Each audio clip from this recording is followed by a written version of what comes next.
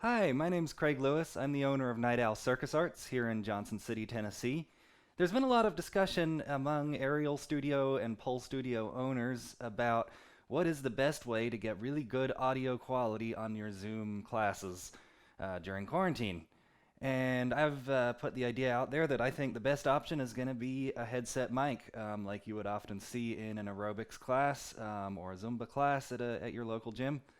And what we're going to do is use this wireless headset mic to hook into the computer audio and get much higher quality. And the great thing about this is if I'm teaching a Zoom class and I turn and face away, or I'm in down dog, or I'm doing jumping jacks, hopefully the audio should stay pretty decent. It's going to be a lot better than using the onboard microphone on your laptop, or better than using like a wired USB headset since it is wireless.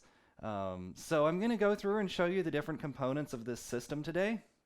And the audio that you're hearing right now is actually coming through this microphone. I'm going to take it off so I can show it to you, and as I do, you're going to hear the audio switch over to the onboard microphone actually on my phone, which is here beside me. So I'll go ahead and take this off and show you. It's just a little mic that goes right under my ear. And this is, I'm a wedding DJ, so this is something I would frequently put on a wedding officiant. This also comes with a little piece that can go around the back of the head. So if you attach this part onto here, that'll go around behind your head and give it a little more stability. So that might be good if you are doing jumping jacks or something else that's very active. So from here, this just goes down to a wireless transmitter that I can strap onto my belt. And you definitely want to make sure that you're starting with a full battery at the beginning of your class. You don't want this running out of battery halfway through because you're going to drop out audio. So switch that out before you start. So from there, that goes over to a receiver right here. This receiver gets the audio and sends it out into the analog audio input on my laptop. So this could be a problem for some people because a lot of newer laptops are increasingly getting rid of the analog audio input, which is annoying. So if you've got one of those computers, what you're probably going to need to use is, and mine's, this is a very cheap little crappy beat up audio interface. You could spend a little more to get something better, but also this got crushed in my box of gear. And it has lost its plastic casing. But basically, it's just a little gizmo that has a audio or a USB on one end, and on the other end, it has an input and an output headphone jack. This costs like $7 on Amazon. It might be worth spending a little more than that actually if you're going to want to get better quality out of this. Behringer, I think, makes one that's about $50, and there's many others out there. So if you just type in audio interface, and I'll also include links to all the equipment I'm using here down in the description. For the microphone itself, the mic and the receiver, I want to say I think I paid about $500 or $600 for this. That might not be exactly right, but this is an Audio Technica brand, which is not a top of the line name brand, but it's a pretty decent gear, I'd say. I've had really good success with it. One of the big features that you really want to look for, especially if you're going to be walking away from your microphone to any extent, is true diversity. This receiver has two antennas. If one starts to lose signal, it seamlessly switches over to the other one, and it can switch back and forth. So that feature is called true diversity. It is really important. It makes a big difference. If you buy a $100 wireless mic, it's probably not going to have that. I do think it's going to be worth it to spend a little extra on one that does have the dual antennas. So I'm going to switch this all out and show you guys a different setup where I'm going to add in a mixer in between the mic and the computer, and that's going to give us a lot more options. So it'll let us have another input, maybe for music. So I'll be right back, and I'll have it set up a little different. All right, and we're back with a new and improved setup here. So what I've done this time is I have run the audio from the microphone receiver into channel 1 of a very small, very simple, affordable mixer. And then the output from here is going to the input on the computer.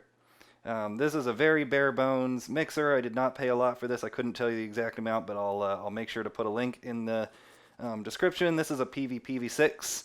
There's plenty of other options out there. You can even actually get some mixers that have a USB interface built in, so that if you don't have an audio input on your computer, you can plug that directly into your computer by USB. This one doesn't have that, so I am using the analog audio output. So we're going from here into channel 1 here, out on the main output, and then into the computer. The cool thing about this is it gives me a lot more control. I've now got this nice VU meter here that tells me my signals. I can adjust the EQ, I can turn up the bass, turn down the bass. Usually you want your bass pretty low on a mic, so I'm going to turn that way down. And it also gives us the option to plug in some other device here. So if I want some background music, a lot of people have talked about having a hard time on Zoom classes with trying to balance the music volume to the voice volume, which can be tricky when you're just working within the computer with the computer's built-in mic.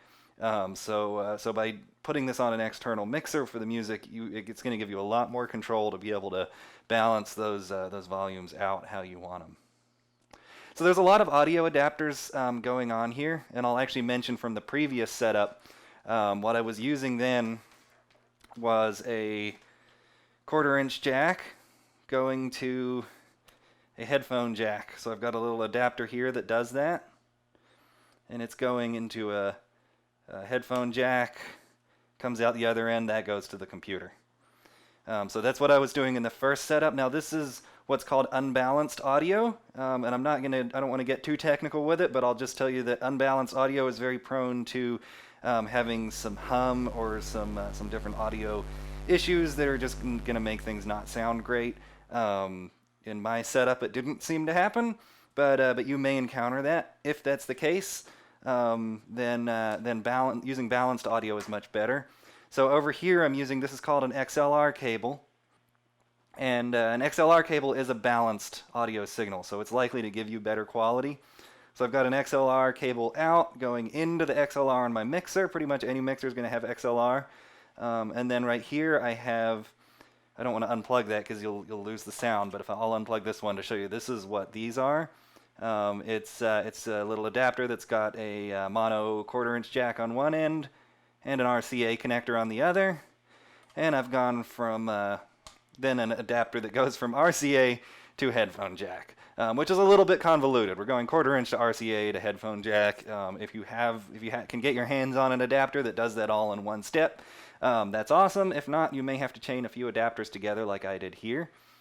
But with that, I'm hoping that this will be useful for some aerial studios and circus schools out there, or other fitness instructors, or anyone that's doing anything on Zoom where you want good audio quality. I'll just quickly mention my own studio, Night Owl Circus Arts in Johnson City, Tennessee. We're offering all kinds of cool online classes on Zoom. We're teaching weekly aerial rigging classes. We've also got various different fitness classes, and I'm also teaching Photoshop, Illustrator, audio editing for aerialists, and a handful of other interesting classes on there. I may do a juggling class coming up soon. So if you're interested in any of those, head over to nightowlcircusarts.com and you can sign up on there. And I hope this was useful for you guys. Check the description for all of the links to the equipment that I used. Also, make sure to check out your local music store. Support a local business. Usually your local music store is going to have someone that will be able to really help you and tell you what equipment you need and help you get all set up. So here in Johnson City, we have like Kate's Music. Wherever you are, you've probably got a local music store that sells stuff like that. So go support them, and usually they'll have an expert that'll help you. Hey, one other extra note I just want to add on the end here because I almost forgot. There are some other types of mics out there that you could potentially use. So one that you may encounter is a lav mic, and it's designed to attach to the lapel of your shirt. I am not a huge fan of the lav mics. If you've got any airflow in the room, if you've got a fan going, or maybe you're teaching outside, they're really bad for picking up wind.